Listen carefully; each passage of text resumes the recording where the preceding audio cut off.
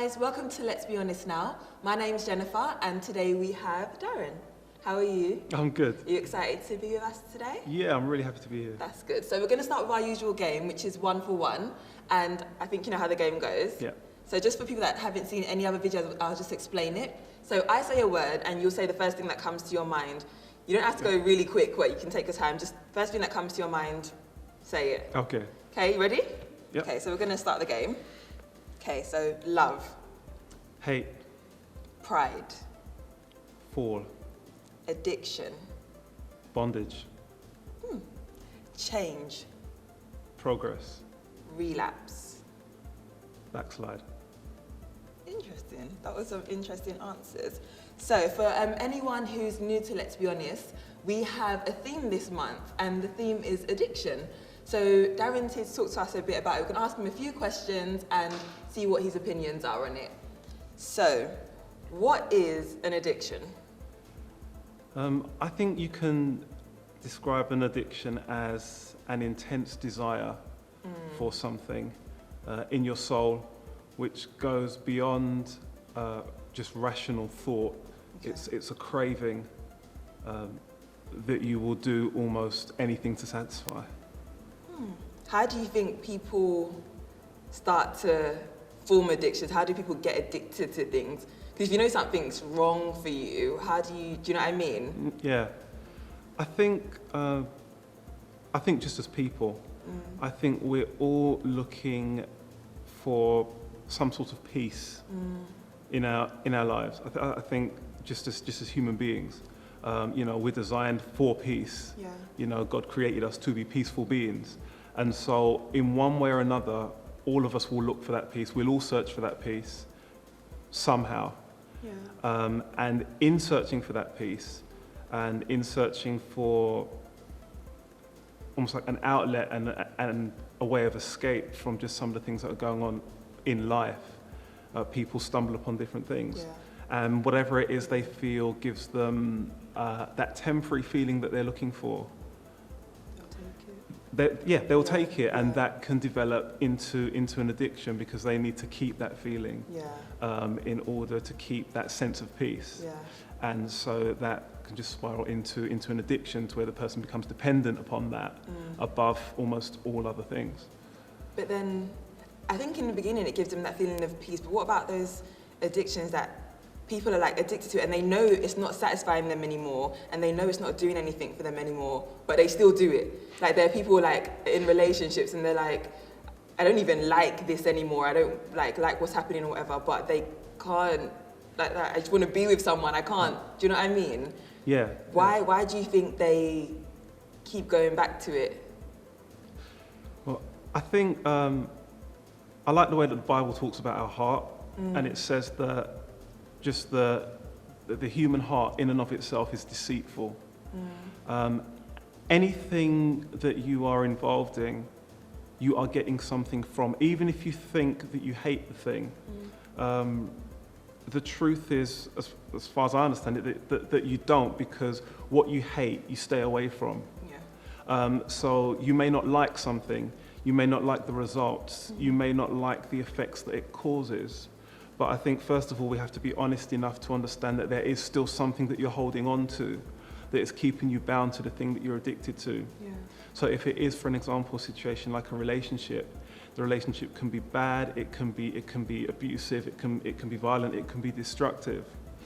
But if you have that need to feel valued or to feel needed, or you have an insecurity issue where you have a problem with being alone, then being in that relationship for some is better than being alone. Yeah.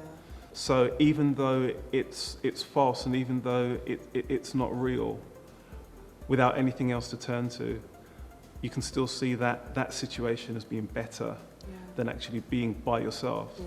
So you stay in that cycle. Okay. So as a man, what do you think are the most addictive behaviors that your gender suffer from? Like repetitive things that you see going from generation to generation, from guy to guy. What do you think are the most addictive behaviours? I think for guys in general, from what I've seen, I think that first of all, sexual addiction is the biggest one of them all, and it's one that a lot of guys never get over.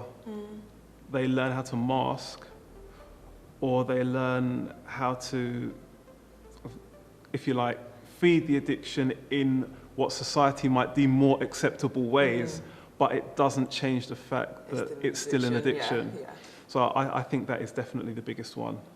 Why do you, okay, so the first thing I thought was the sex thing too. Why is it such a big thing for guys? I'm not that it's not a big thing for like some women, but why is it guys and sex? All guys want is sex. Do you know what I mean? Why is it some guys. Some guys, not all. Some guys. But why is it such a big thing for guys and not, let me not say not such a big thing for girls, but such a struggle for some guys? Do you know what? I don't think there's any one thing. I really don't. Sometimes I think with us guys, we're kind of, we're labelled as being too simplistic, and I don't think there's a sort of one-size-fits-all solution. Yeah. So for some guys, I think it's insecurity, you know, and this sense of being able to, if you like, have their way with various partners or multiple partners. It gives them that sense of worth, that sense of security. Yeah. For some, it's identity, because they don't know what it means to be a man, and I think this is what it means to be a man. Yeah. So I will keep doing this. For some, that feeds the addiction, because that feeds into their sense of manhood and who they are. And for some men, their identity is wrapped up so much in their sexuality and their sexual ability, and that's a message that's kind of fed to us as well. That's what being a man's about. Yeah. That in order to feel like a man, You have to do this. and keep doing it. So I think those are some of the reasons. For some men, I think it's just the natural desires of the body, and without having just discipline and structure, there's just no control. So it's just, I have this urge, I need to fulfill it. And what I've found with guys often is guys that are struggling with that area aren't only struggling with that area. It's not only in that area that they're addicted. You'll find often guys struggling with sexual addiction, for example, are also overeating, hugely overeating, compulsively eating, and have other addictions in other areas as well. Yeah.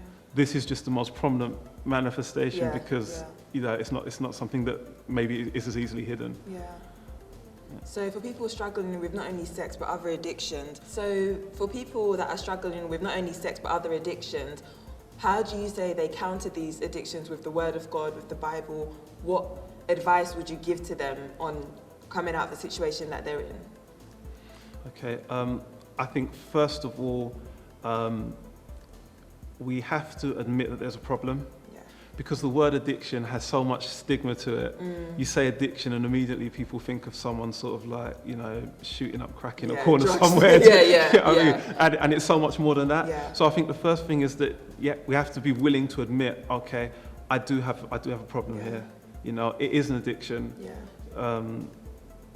Major one, because if you're not willing to admit that this thing is actually out of control, then you're not going to receive any help. So I think that's the first thing. I think, secondly, we have to realise that, in a way, we are created to be, if you want to use the word, addicted to not so much something but someone. Addiction always has a negative standpoint, but if you look at your mobile phone, when you take your mobile phone out with you, a lot of the time you'll have your charger with you. You know why? Because your phone is addicted to your charger. That doesn't make it bad. If your phone's not addicted to your charger, sooner or later the phone's going to malfunction. Similarly, we are created to be addicted to God, and if we don't stay there, sooner or later we begin to malfunction. So I think we have to realise that it's a channeling of that desire elsewhere, in another direction. in the right direction. So in terms of countering it with the Word of God, it's about identity. It's about beginning to understand what God says about who He is and who I am in Him. Because there's a parable in the Bible that talks about the pearl of great price, and it says that a man found a pearl in the field. And the pearl was so precious and so valuable and so lovely that he sold the whole field for this one pearl. As you begin to look into the Word and understand your identity and who you are, if you truly commit to that and say, God, I want to find out who you are. I want to find out what you say about who I am. The more that you uncover about that truth, the more that you find about that truth, the more valuable it becomes to you. And sometimes we focus so much on breaking negative addictions, and that's not wrong. But as we look into that truth, we start to focus on actually running towards a positive addiction. And the more that you begin to understand who you are and move towards that, is the more that the negative addiction loses its power because you found something more valuable. So it's not so much about not becoming addicted, it's about changing what you're addicted to. That was a different, sorry, I was like, preach. No, that was actually a very different way to, I haven't thought about it like that before. I'm not going to get too deep. But thank you for being with us today. Pleasure. And thank you for joining us. Thank you guys for joining us as well. Make sure you check out all the videos on addiction this month. Scroll through, share it with your friends, Facebook, YouTube, Twitter, and let's spread the word.